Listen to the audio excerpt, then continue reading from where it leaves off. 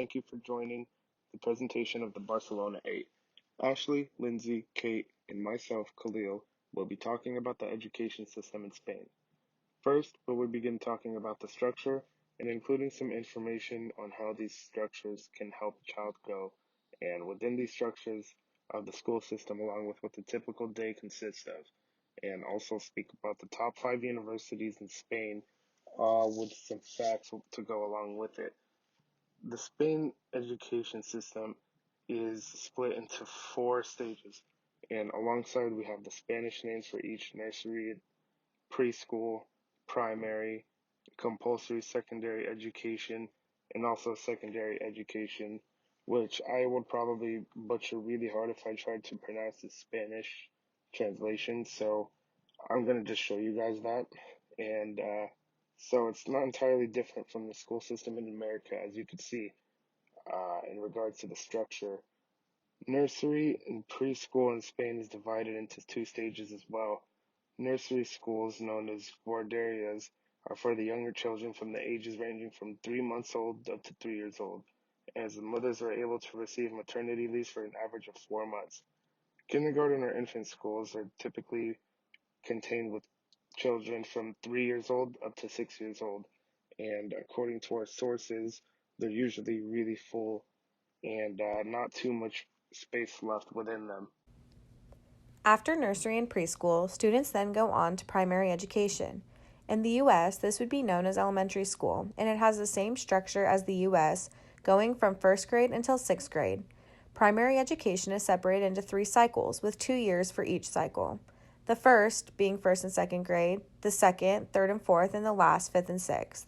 The subjects taught in primary education range from math, social science, Spanish, literature, and first foreign language. The student's day in primary education starts from 900 to 1200 and then ends from 1500 to 1700. And U.S. time, that is between 9 to 12 to about 3 to 5. There is a gap between this time where the children have lunch and siesta. Siesta is a time when people wind down and take a break during the day. During this time, students can either go home or they stay in the comedor if they're unable to go home. Schools in larger cities like to have shorter days for their schedule and will only have class from 900 to 1400. After primary education comes secondary education. In Spain, this is a 4-year education system that happens in 2 cycles. Cycle 1 is 2 years long and is related to America's middle school system, which would be 7th and 8th grade. This consists of basic academic subjects like math and science. Then, students go on to another 2 years, and this cycle is related to the first 2 years of high school, as we would see in the U.S. The students then start enrolling in optional classes, which are geared more to what they want to do with a career and their ambitions. In comparison to primary education, secondary school is a lengthier school day. Secondary schools typically start around 800 or 900 and will usually end around 1500. Supervisions for lunch breaks is not provided in secondary school. Therefore, the child usually returns home. During secondary education, a student can then start to expect to receive homework. Hi everyone, my name is Kate Portillo and today I will be talking to you about the upper education in Spain. So these 2 years are called bachillerato. Students are typically 16 to 18 years old. This time frame would be for us like our junior and senior year. However, for them it is not required. These two years focus on the type of field the student wants to go into. After this, the student has the option of taking either a university entrance exam or going into vocational training. So vocational training for them would be ciclos formativos grado medio. So this would be like going into a vocational school for us. It's not getting a degree. It's more of like, hey, I'm going straight into labor. I'm learning this and I'm going directly into what I want. However, grado superior is more of like university and you're actually getting that bachelor's, master's, or PhD. So the top 5 universities in Spain are Universidad Autónoma de Madrid, University of Barcelona, Universidad Autónoma de Barcelona, Complutense University of Madrid, and University of Navarra. So a few fun facts about the university life in Spain is the cost of living in euros is 10,800 to 13,200. Translating that over to US dollars, that's 12,200 to 14,940. That's per year, and that's not including taking in consideration the city it is. So the larger the city, maybe more the amount. So tuition for international students ranges from in euros from 460 to 1,150. And then once again, translating that over to US dollars, that's $520 up to $1,300 for tuition in a public university. So keep in mind how much you pay for tuition here at Fresno State. Just keep it in mind. I don't know, you might not want to come back. So private universities might be a little more expensive. One of the universities I'll talk to you about is Universidad Autónoma de Madrid, that was founded in 1968, or UAM, that it inhabits over 36,000 students. It has 7 faculties, which include economics, business science, law, medicine, philosophy and letters, psychology, science, teacher and training and education. It's noted for their law school faculty.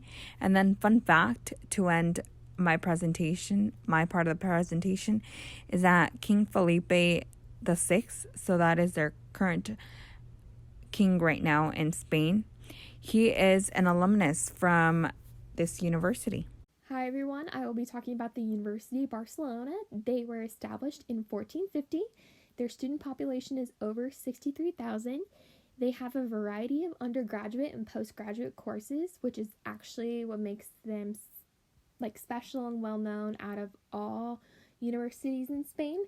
They have 16 faculties and 106 departments.